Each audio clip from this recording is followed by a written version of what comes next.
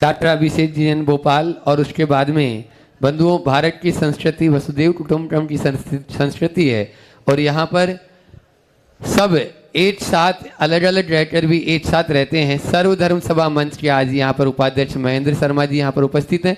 मैं चाहूँगा सर्वधर्म सभा मंच के जितने भी सदस्य हैं यहाँ पर एक साथ खड़े हो जाएंगे और प्रश्न महेंद्र जी शर्मा करेंगे। डॉक्टर अभिषेक जी जैन अपना प्रश्न करें।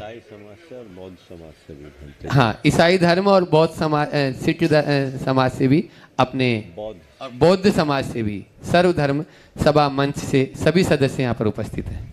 आप लोग जोरदार तालियों से उनका कर ध्वनि से स्वागत अभिनंदन करें, जो हमारी भारतीय परंपरा है। नमोस्तु महाराज जी। ओम।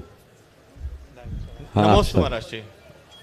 आप हाँ चढ़वा अभिषेक जब तक सवाल कर। नमोस्तु महाराज जी। महाराज जी, हर माँ बाप का सपना होता है कि अपने बच्चे को हायर एजुकेशन के लिए बेस्ट यूनिवर्सिटी में भेजे। अभी हम यदि गूगल करते हैं तो मैक्सिमम यूनिवर्सिटीज़ जो हैं सारी अब्रॉड की हैं। तो जब बच्चे वहाँ पर जाते हैं तो ये प्रॉमिस करके जाते हैं कि हम वापस आएंगे, और फिर ड्यू कोर्स ऑफ टाइम उनका ये निर्णय बदल जाता है। हमारे कई दोस्त गए थे, पहले हर साल लौटते थे, अब 5 साल में एक बार लौटते हैं। 5-6 साल में हम भी इस लिस्ट में शामिल होने वाले हैं। तो हम अपने बच्चों को ऐसी क्या शिक्षा दें, क्या नियम दें कि हम उन्हें भेजें लेकिन वो वापस आएँ? देखिए, बाहर भेजना आजकल का एक चलन जैसा बन गया है,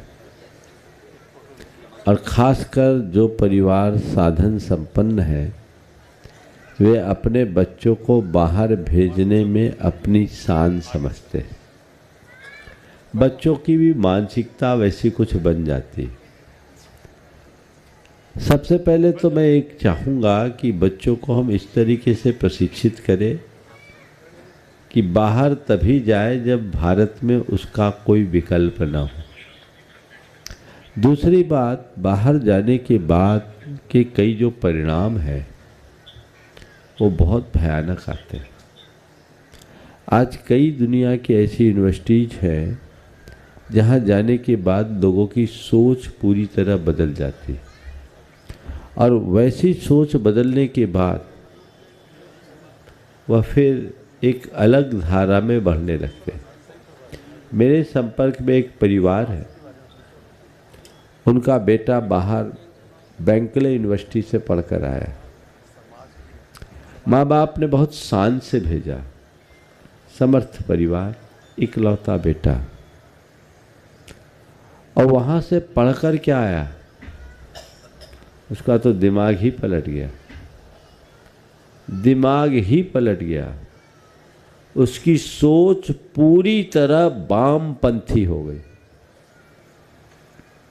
और आज आप सुनकर ताज्जुब करोगे, एक अरबपति घराने का बेटा दिल्ली के एक स्लम एरिया में रह रहा है। सब कुछ छोड़ दिया और उसने अपना खान पान भी पूरी तरह से बिगाड़ दिया। अब उसके अंदर जैन नाम की चीज़ तो छोड़िए, भारतीयता नाम की चीज़ नहीं बची।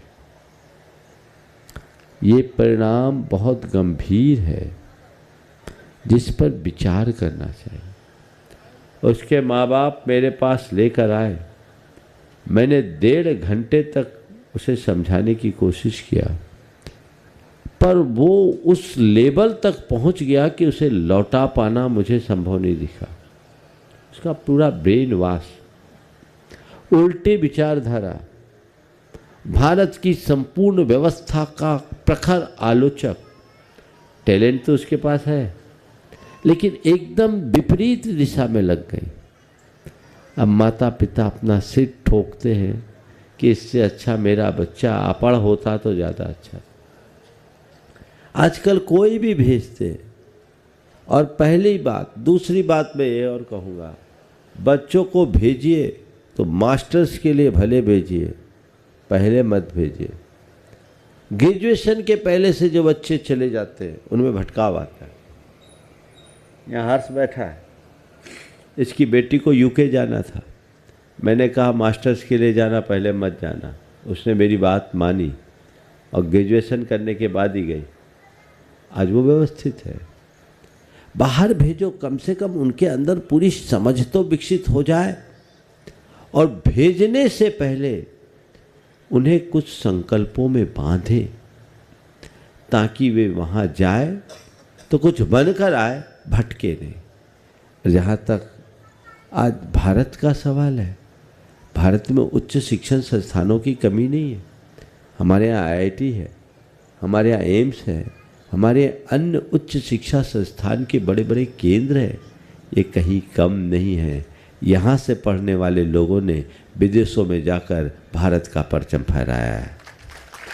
आज दुनिया की बड़ी कंपनियों में शीर्ष पदों पर वे भारतीय बैठे हैं जो भारत में ही रहकर भारतीय संस्थानों में पढ़े। तो भारत में कमी क्या है? हम अपने बच्चों को ये उदाहरण प्रस्तुत क्यों नहीं करते? भारत से बाहर जाकर पढ़कर आने वाले लोग शिखर पर पहुँचे, उनके उदाहरण कम मिलेंगे, लेकिन भारत में शिक्षा दीक्षा पाकर आज दुनिया में अपने परचम फहराने वाले लोगों की कमी नहीं है। मैं जब उदयपुर में था,